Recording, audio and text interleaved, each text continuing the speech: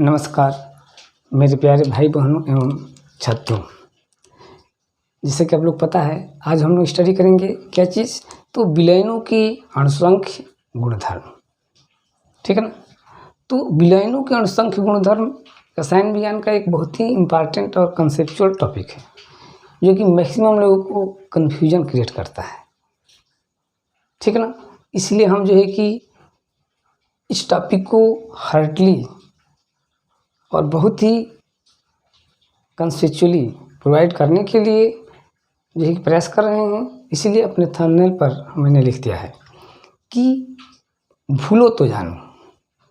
आज के बाद आप पूरा वीडियो ध्यान से देखिए, और आज के बाद आप विलयनों की अणुसंख्य गुण को नहीं भूल सकते हैं। ये मेरा दावा है 100%। ठीक ना।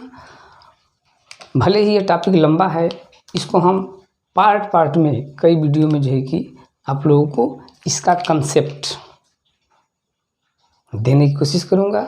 इसलिए आप किसी वीडियो को शुरू से अंत तक देखिए, और तब जाकर के उसके देखने के बाद अपना जो है कि माइंड को हटाइए, और वीडियो पर लाइक और सब्सक्राइब करने की आवश्यकता नहीं, कमेंट जरूर लिखिए, ताकि हमको भी लगे कि सामने वाला जो है कि भरमाया तो नहीं है। हमको लगे कि हम भी कुछ जो अपने थंबनेल पर दिए हैं उसको पूरा कर रहे हैं। तो क्या हमारा टॉपिक है विलयनों की अणुसंख्य गुणधर्म। क्या होता है, तो विलयन के वे गुणधर्म जो कि विलयन में उपस्थित कुल कणों की संख्या पर निर्भर करता है, उस गुण को विलयनों के अणुसंख्य गुणधर्म कहते हैं। Colligative property of solution. ठीक है ना। Colligative property of solution means विलयनों के वे गुणधर्म जो कि विलयन में उपस्थित कुल कणों, मतलब कि विलेय के कण और विलायक के कण की संख्या पर निर्भर करता है। ऐसे गुणधर्म को बोलते हैं अणुसंख्य गुणधर्म, और ये निम्न होते हैं। ठीक ना। तो निम्न में हमें 4 टाइप के है अध्ययन करना है, ध्यान से सुनना है। विलयन में उपस्थित कणों की संख्या पर जो गुणधर्म निर्भर करता है उसे क्या कहते हैं, अणुसंख्य गुणधर्म, कोलिगेटिव प्रॉपर्टी। और ये 4 टाइप के होते हैं। कौन कौन, तो वाष्प दाब का अपेक्षिक अवनमन। क्या चीज, वाष्प दाब का अपेक्षिक अवनमन।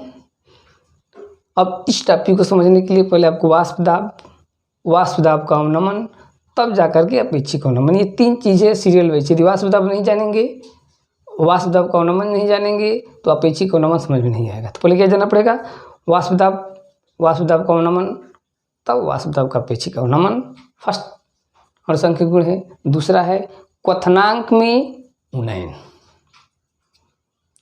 समझ में आ रहा है क्या, दूसरा क्वथनांक में उन्नयन। और 3rd नंबर है आपका हिमांक में अवनमन। और 4th नंबर है परासरण दाब। ध्यान से सुनने हैं, क्योंकि भाई भूलने नहीं है। ठीक है ना। तो ना भूलना है तो ध्यान से सुनना पड़ेगा ना।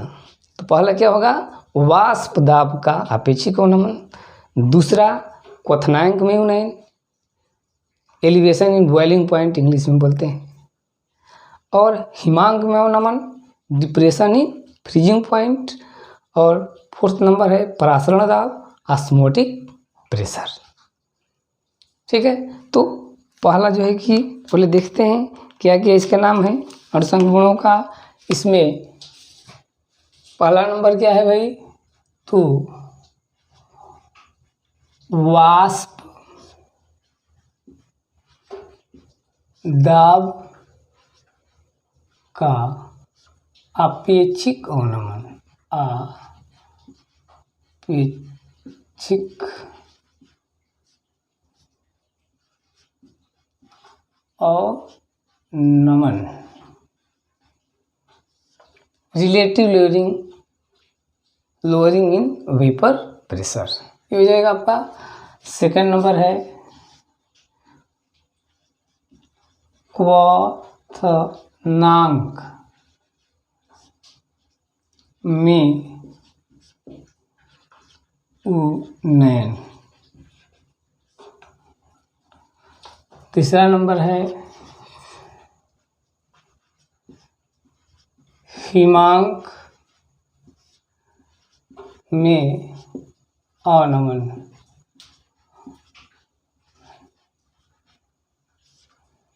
और चौथा नंबर है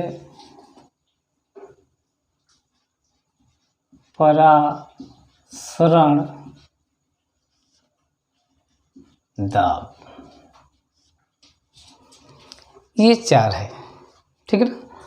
तो ये क्या है, अणुसंख्य गुणधर्म। फिर से बता रहे हैं, विलयन के वे गुणधर्म जो कि विलयन में उपस्थित सभी कणों, विलयन में उपस्थित कणों मतलब विलय के कण, विलय के कणों की संख्या बढ़ेगी तो भी प्रभावित होगा, घटेगी तो संख्या पर निर्भर करता है, इसे अणुसंख्य गुण कहते हैं। इसमें पहला आपको बता दिए हम, वाष्प दाब का अपेक्षिक अवनमन, relative lowering in vapour pressure. दूसरा क्वथनांक में उन्नयन। देखिए अवनमन मीन्स घटना, कम होना, और क्वथनांक में उन्नयन elevation in boiling point means बढ़ जाना। हिमांक में अवनमन, इसी का मतलब ये घटना डिप्रेशन इन फ्रीजिंग पॉइंट। और चौथा है परासरण दाब ऑस्मोटिक प्रेशर। तो पहले पर हम चर्चा करेंगे, ठीक है ना। किस पर चर्चा करेंगे, पहले पर कौन सा है, तो वाष्प दाब में अपेक्षिक अवनमन। इस जो है कि फर्स्ट पॉइंट पर हम लोग चर्चा करेंगे,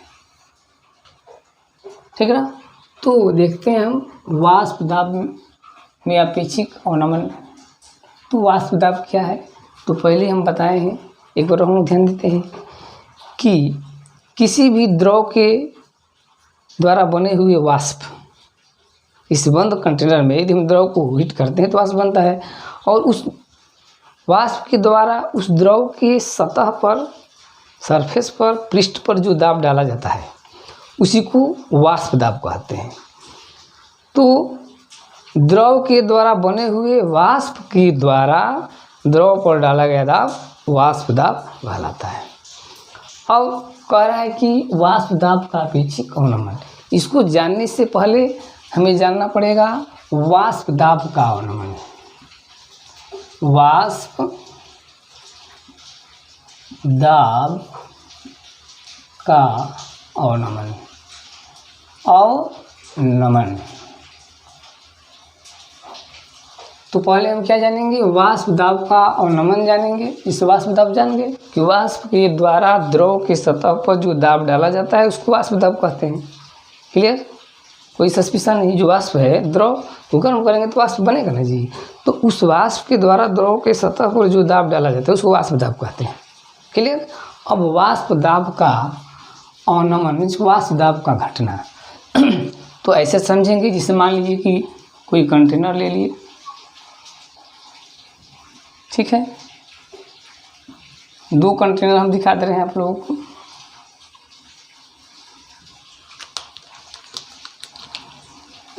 इसमें शुद्ध जल ले लिए, इसमें कुछ और नहीं मिलेगा,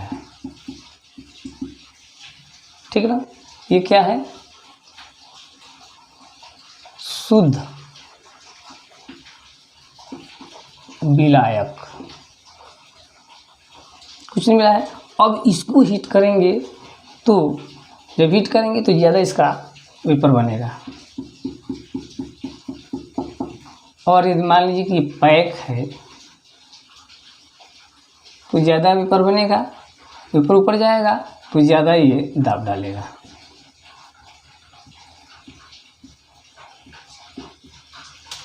तो शुद्ध विलायक है, जल है, तो इसमें यदि हम हीट करते हैं तो इसमें ज़्यादा वेपर बनेगा, ज़्यादा वेपर बनेगा तो ज़्यादा जो है कि दाब डालेगा।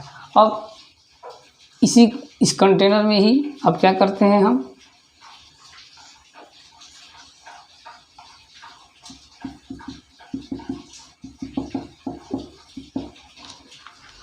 अब इसमें मैंने कुछ अवाष्पशील पदार्थ मिला दिए,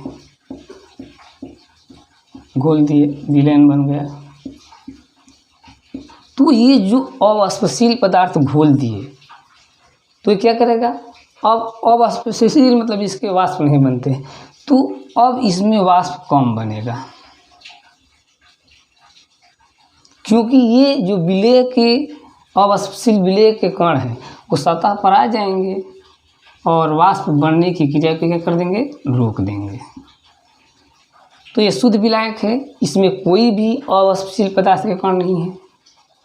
तो ये जो विलायक है क्या है, वाष्पशील है, और इसमें कोई अवाष्पशील घोल दिए, चीनी घोल दिए, नमक घोल दिए, तो इसके सतह पर आ जाएंगे, तो इसके वाष्प कम बनेंगे। जो वाष्प कम बनेंगे तो दाब कम लगेगा। ये हो गया विलयन, क्योंकि घोल दिए तो क्या बन गया, विलयन बन गया। तो ये शुद्ध विलायक के वाष्प दाब को हम प्रदर्शित करते हैं P0 से, और विलयन के वाष्प दाब को प्रदर्शित करते हैं PS से, प्रेशर ऑफ सॉल्यूशन। क्लियर, ध्यान देने की बात है, ठीक ना। यहीं पे यदि विचलित होंगे तो फिर समस्या आ जाएगा। तो शुद्ध विलायक के वाष्प दाब को P0 और विलयन के वाष्प दाब को PS। क्लियर। अब कह रहे हैं कि शुद्ध विलायक में ये सभी, क्योंकि ये वाष्पशील है तो ज़्यादा वाष्प बनेंगे तो ज़्यादा वाष्प दाब होगा। इसमें जो है कि अवाष्पशील पदार्थ घोल दिए तो इसका सतह पर आ गए तो कम वाष्प बना है तो कम दाब होगा। तो कहने का मतलब ये है कि शुद्ध विलायक का वाष्प दाब, शुद्ध विलायक का वाष्प दाब मतलब क्या, शुद्ध विलायक का वाष्प दाब के मतलब कि आपका P0 अधिक होता है किससे, विलयन के वाष्प दाब से, PS से, ठीक है। तो शुद्ध विलायक का वाष्प दाब, ये शुद्ध विलायक है, इसमें ज़्यादा वाष्प बने हैं तो वाष्प दाब अधिक होगा, जबकि विलयन है इसमें कम वाष्प बना है तो कम वाष्प दाब। तो शुद्ध विलायक का वाष्प दाब विलयन के वाष्प दाब से क्या होता है, अधिक होता है। किसका, शुद्ध विलायक का, ठीक ना। तो वही होता है वाष्प दाब का अनुमान क्या होता है भाई, तो शुद्ध विलायक के वाष्प दाब तथा विलयन के वाष्प दाब के अंतर को कहते हैं वाष्प दाब का अवनमन। क्या कहेंगे, वाष्प दाब का नाम किसे कहेंगे, तो शुद्ध विलायक के वाष्प दाब और विलयन के वाष्प दाब के अंतर को, क्योंकि शुद्ध विलायक अधिक होता है और विलयन का कम होता है तो अंतर हो जाएगा, ठीक। तो शुद्ध विलायक के वाष्प दाब और विलयन के वाष्प दाब के अंतर को क्या कहते हैं, वाष्प दाब का अवनमन। शुद्ध विलायक के वाष्प दाब और विलयन के वाष्प दाब में जो अंतर होगा, क्योंकि शुद्ध विलायक अधिक होता है और विलयन का कम होता है तो अंतर होगा, तो जो अंतर होगा उसी कहते हैं वाष्प दाब का अवनमन, ठीक है। अब इसमें शब्द जुड़ता है वाष्प दाब का अपेक्षिक अवनमन, वाष्प दाब का अपेक्षिक अवनमन। तो ये अपेक्षिक अवनमन क्या है भाई, तो ये अनुपात है किसका, तो वाष्प दाब का अवनमन। वाष्प दाब का अवनमन क्या हो गया हमारा, आपका ये वाष्प दाब का अवनमन हो गया। वाष्प दाब का अवनमन है ना, वाष्प दाब का अवनमन और शुद्ध विलायक की वाष्प दाब की अनुपात को वाष्प दाब का अपेक्षिक अवनमन कहते हैं। किसे, वाष्प दाब का अवनमन मतलब क्या, P0 माइनस PS, ये वाष्प दाब का अवनमन है, तथा शुद्ध विलायक वाष्प दाब P के अनुपात को हम क्या बोलते हैं, वाष्प दाब का अपेक्षिक अवनमन। ये हो गया वाष्प दाब का अपेक्षिक अवनमन। तो ये कोलिगेटिव प्रॉपर्टी है और संख्य गुण है। तो वाष्प दाब का अपेक्षित नमन जानने के लिए हमें क्या जानेंगे, पहले वाष्प दाब। तो किसी भी द्रव के द्वारा बना हुआ वाष्प के द्वारा जो उस पर दाब डाला जाता है उसको वाष्प दाब कहते हैं। अब उसके बाद वाष्प दाब का अवनमन, तो हम बता दिए आप लोगों को शुद्ध विलायक वाष्प दाब और विलयन का वाष्प दाब। तो शुद्ध विलायक में भी इसमें कोई जो है कि अवाष्पशील नहीं, सभी वाष्पशील विलायक है। तो ज़्यादा वाष्प बनेंगे तो ज़्यादा दाब होगा, मतलब शुद्ध विलायक वाष्प दाब अधिक होगा। जब इसमें हम घोल देंगे तो ये देखिए ब्लैक ब्लैक जो दिखाया ये घुला हुआ विलय है, तो इस सतह पर आ जाएगा तो कम वाष्प बनेगा, तो दाब कम होगा। ये जब विलयन बन जाएगा तो दाब कम होगा। तो शुद्ध विलायक वाष्प दाब विलयन से क्या होता है, अधिक होता है। तो अधिक होता है तो भी कितना अधिक होता है, वही जो अंतर होता है। तो शुद्ध विलायक और विलयन के वाष्प दाब के अंतर को क्या कहते हैं, वाष्प दाब का अवनमन। ठीक, अब आपेक्षिक अवनमन ये शब्द इसमें जुट गया। आपेक्षिक अवनमन मीन्स ये अनुपात हो गया, ठीक ना। कौन कौन, तो वाष्प दाब का अवनमन और शुद्ध विलायक के वाष्प दाब के अंतर को क्या बोलते हैं, वाष्प दाब का आपेक्षिक अवनमन कहते हैं। तो वाष्प दाब के आपेक्षिक अवनमन को समझने के लिए हमें क्या क्या चाहिए भाई, तभी तो नहीं भूलेंगे। वाष्प दाब का अवनमन और तब वाष्प दाब का अपेक्षिक अवनमन, मतलब क्या, P0 माइनस PS/P, यह अनुपात ही वाष्प दाब का अपेक्षिक अवनमन कहलाता है। किसके, तो वाष्प दाब की अवनमन और शुद्ध विलायक के वाष्प दाब के अनुपात को कहते हैं वाष्प दाब का अपेक्षिक अवनमन। वाष्प दाब का अवनमन नहीं, अपेक्षिक अवनमन। तो अवनमन तो केवल ये आ जाएगा शुद्ध विलायक वाष्प दाब और विलयन वाष्प दाब के अंतर को। अपेक्षिक अवनमन क्या होगा, तो वाष्प दाब का अवनमन और शुद्ध विलायक के वाष्प दाब के अंतर क्या कहते हैं, वाष्प दाब का अपेक्षिक अवनमन कहते हैं। ध्यान देने की बात है, वाष्प दाब का अपेक्षिक अवनमन क्या है, तो वाष्प दाब का अवनमन तथा शुद्ध विलायक के वाष्प दाब के अनुपात को क्या कहते हैं, वाष्प दाब का अपेक्षिक अवनमन कहते हैं। राउल्ट ने बताया कि यदि कोई वाष्पशील विलायक है, ठीक है ना, क्या है, वाष्पशील विलायक है और उसमें अवाष्पशील विलय घोल देते हैं, तो उसका वाष्प दाब के अपेक्षिक अवनमन पर क्या प्रभाव पड़ता है। तो कह रहा है कि वाष्पशील विलायक में अवाष्पशील विलय घोलने पर जो उसका वाष्प दाब है वो क्या होता है, अंतर पड़ता है। तो उसके लिए जो है कि उन्होंने 2 फार्मूले दिए हैं जिसका हम अध्ययन अभी जो है कि करते हैं। फार्मूला क्या है, ध्यान देते हैं।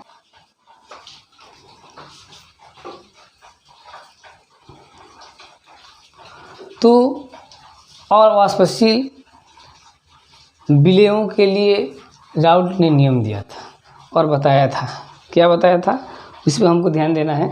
इस वाष्प दाब का अपेक्षिक अवनमन हो गया। अब अवाष्पशील विलयों के लिए राउल्ट ने नियम दिया, कैसा, विलायक वाष्पशील हो और जो घोलने वाला विलय है वो अवाष्पशील हो, तो उसके लिए राउल्ट ने नियम दिया था, बताया था कि यदि किसी वाष्पशील विलायक में जिसके वाष्प बनते हों वोलेटाइल होता है, इससे जल है वाष्प बनता है, तो किसी वाष्पशील विलायक में कोई अवाष्पशील विलय घोल दिया जाए, जैसे नमक घोल दीजिए, चीनी घोल दीजिए, तीनों का वाष्प नहीं बनता है, लेकिन शुद्ध जल का क्या होता है, वाष्प बनता है, गर्म करेंगे टूट जाएगा। तो वही कह रहा है कि यदि किसी वाष्पशील विलायक में कोई अवाष्पशील विलय घोल देते हैं तो विलयन के वाष्प दाब में अपेक्षिक अवनमन, जो विलयन के वाष्प दाब में अपेक्षिक अवनमन होगा वे विलयन में उपस्थित जो अवाष्पशील विलय है उसके मूल प्रभाज के बराबर होता है। ध्यान देने की बात है, घबराने की बात नहीं। क्या कह रहा है, कह रहा है कि कोई वाष्पशील विलायक जैसे जल में कोई अवाष्पशील विलेय घोल दिया जाता है तो विलयन का वाष्प दाब का अपेक्षिक अवनमन जो होगा, विलयन का जो वाष्प दाब का अपेक्षिक अवनमन होगा वे उस विलयन में उपस्थित अवाष्पशील विलेय के मूल प्रभाज के बराबर होता है। ध्यान देने की बात है, क्या कह रहा है भाई कि किसी वाष्पशील विलायक जैसे जल में कोई अवाष्पशील विलेय जैसे घोल दिए तो विलयन बना, तो उस विलयन का वाष्प दाब का अपेक्षिक अवनमन means P0 minus PS by P0 वाष्प दाब का अपेक्षिक अवनमन किसके बराबर होता है, तो उस विलयन में घुले हुए अवाष्पशील विलेय के मूल प्रभाज के बराबर होता है। मतलब कि अवाष्पशील विलेय का यदि मूल प्रभाज बढ़ता है तो वाष्प दाब में अपेक्षिक अवनमन जो होगा वो भी बढ़ेगा और विलेय के मूल प्रभाज कम रहेंगे, कम अंश घुले रहेंगे तो विलयन का वाष्प दाब का अपेक्षिक अवनमन भी कम होता है। तो राउल्ट ने नियम दिया था, इस नियम पर हम गौर करते हैं। क्या बताया था उन्होंने कि किसी वाष्पशील विलायक में यदि अवाष्पशील विलेय घोला जाता है तो उस स्थिति में विलयन के वाष्प दाब में अपेक्षिक अवनमन means P0 minus PS by P0 बराबर होता है अवाष्पशील विलेय के मूल प्रभाज के बराबर। ये क्या है, तो ये अवाष्पशील विलेय का मूल प्रभाज है, विलेय का मूल प्रभाज। ये क्या है, अवाष्पशील विलेय का मूल प्रभाज कौन सा, X। और क्या है ये, विलयन का वाष्प दाब का अपेक्षिक अवनमन। हम इसको लिख सकते हैं P0 माइनस PS बटे में P0 इक्वल हम कर सकते हैं विलेय का मूल प्रभाज बराबर क्या होता है, विलेय के मूलों की संख्या बटे में विलेय के मूलों की संख्या प्लस विलायक के मूलों की संख्या, ये बराबर ये X। विलेय के मूल प्रभाज बराबर क्या होता है, विलेय के मूलों की संख्या बटे में विलेय के मूलों की संख्या प्लस विलायक के मूलों की संख्या लिख देंगे।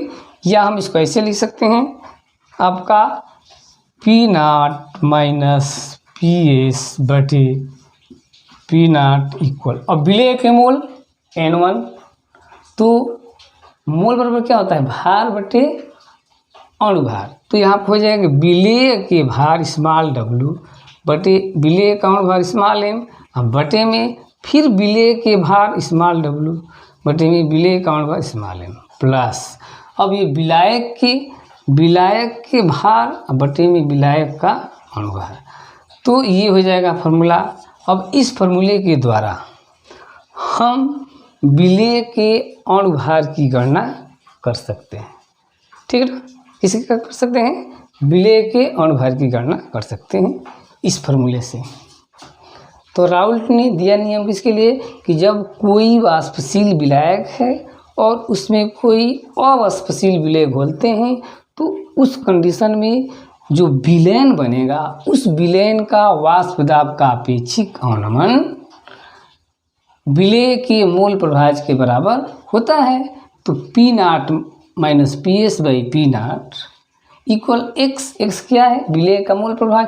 तो विलेय का मूल प्रभाज क्या हो जाएगा, विलेय के मूल बटे में विलेय के मूल प्लस विलायक के मूल। अब यहाँ पर विस्तार कर दिए, वाष्प दाब का अपेक्षिक अवनमन बराबर विलेय के मूल मतलब कि भार बटे अणुभार, फिर भार बटे अणुभार और फिर ये विलायक का मूल भार बटे अणुभार निकाल देंगे।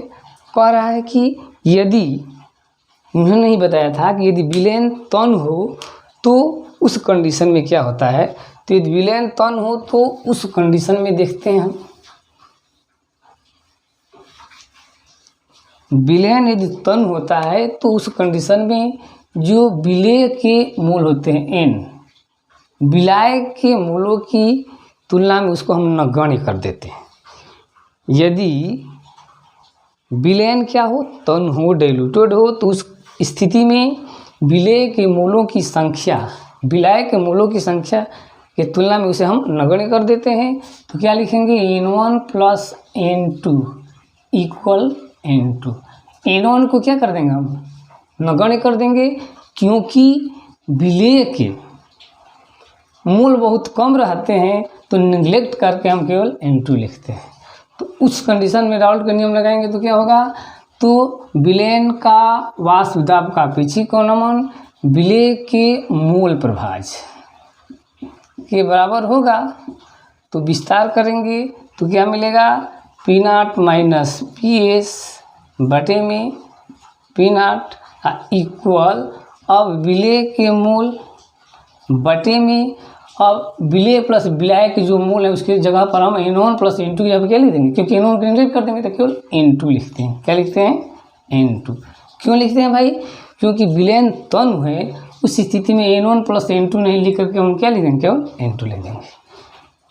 या लिख सकते हैं हम P0 माइनस PS बटे में P0 इक्वल, अब स्मॉल w बटे में स्मॉल n, विलेय के मूल निकालेंगे, विलेय के भार बटे में विलेय के अनुभार, अब बटे में अब विलायक का भार, अब बटे में विलायक का अनुभार। ठीक है, या हम लिख सकते हैं P0 माइनस PS बटे में P0 equal small w by small m into capital M बटे में कैपिटल W। तो ये हो जाएगा तन विलयनों के लिए यदि अनुभार निकालना होगा तो इस फॉर्मूले का हम उपयोग करते हैं। ठीक है ना। तो इसी क्रम में हम एक एग्जाम्पल देखते हैं छोटा सा, ठीक है ना। देखते हैं कैसे हम लोग करेंगे, एग्जाम्पल एक तो देख लेते हैं।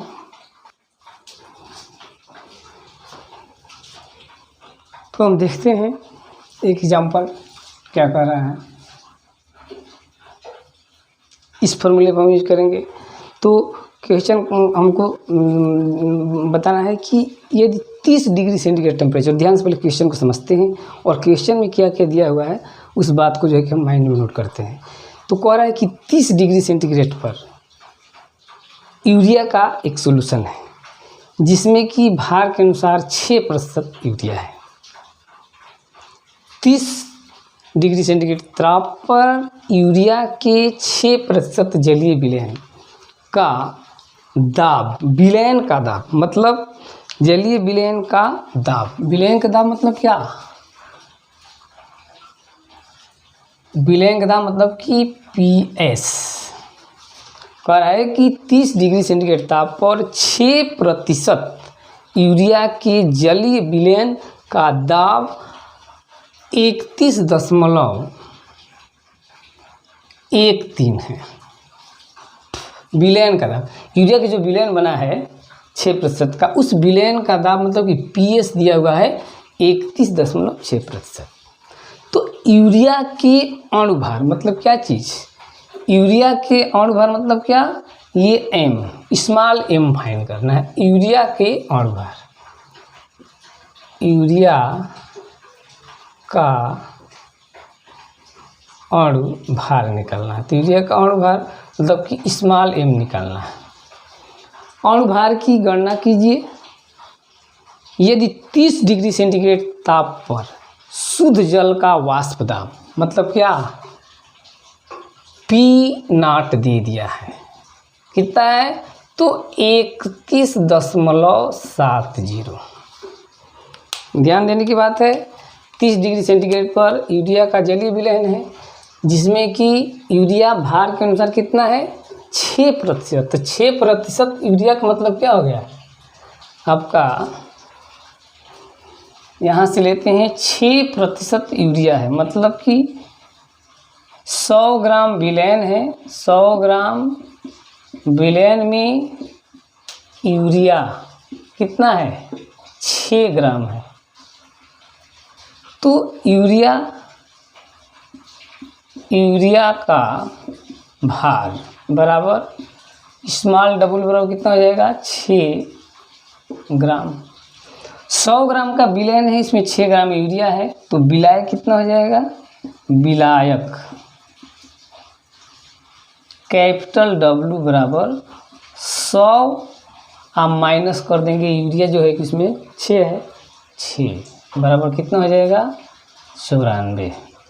तो कहने का मतलब ये है कि हमारे सामने यहाँ पर आ गया भाई शुद्ध विलायक, ये विलयन का वाष्प दाब दे ही दिया है, और भार पूछ रहा है, शुद्ध विलायक वाष्प दिया हुआ है, स्मॉल W यूरिया का भार दिया हुआ है 6 ग्राम, और कैपिटल W जो जल है उसमें तो 6 निकाल देंगे तो 94 हो जाएगा।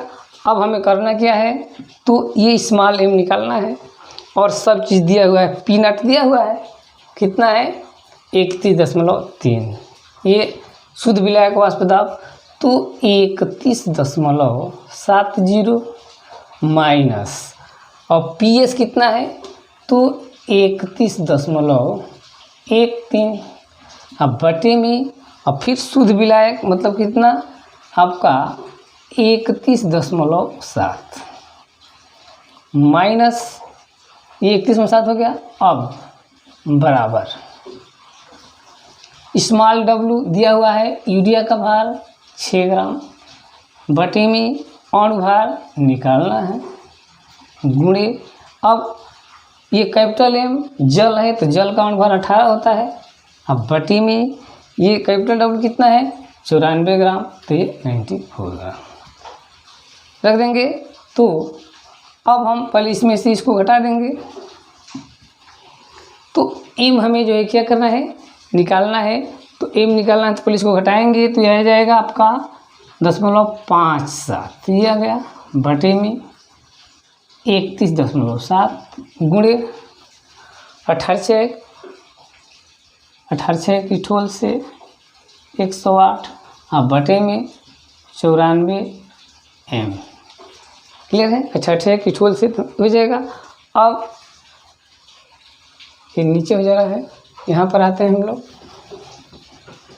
तो कितना रखेंगे P नॉट कितना है 31.70 गुणे 31.13 और बटे में 31.7, अब बराबर ये हो गया आपका 6 बटे में M गुणे 18 बटे में कितना 94। अब इसमें से घटा दिए तो ये आ गया 0.57 बटे में 31.7, ठीक है, और ये गुणा कर दिए तो 18 की ठोल से अब बटे में 94 M। अब हम यहाँ पर आसानी से निकाल सकते हैं, तो आपका 31.7 गुणे 108 अब बटे में अब 0.57 गुणे ये क्रॉस मल्टीप्लिकेशन हो जाएगा 94, तो M बराबर, तो इसमें यदि हम इसको सबको गुणा कर लेते हैं तो हमारा आ जाएगा आपका 63 कितना आएगा 63.9। तो ये हो गया यूरिया का अणुभार, ठीक है ना, यूरिया का अणुभार 60 के लगभग होता है, इसमें जो है कि आपको आ गया 63.9 नियर अबाउट, ठीक है ना। तो इसको स्टडी कीजिए और ध्यान रखना है कि भूलना नहीं है। तो शेष जो इसके बच जा रहे हैं, हिमांक का उन्नमन, क्वथनांक का उन्नयन और वाष्प दाब, ये प्रासरण दाब, उसको भी इसी तरह से डीपली, मतलब कि कभी न भूलने के लिए अध्ययन करना है आगे। तो ये नए हैं आप मेरे चैनल पर, तो चैनल को सब्सक्राइब कर लीजिए, और हर जो है कि जिस टॉपिक का वीडियो हम इसी तरह से कंसेप्चुअल विथ एग्जाम्पल डालेंगे। तब तक के लिए नमस्कार।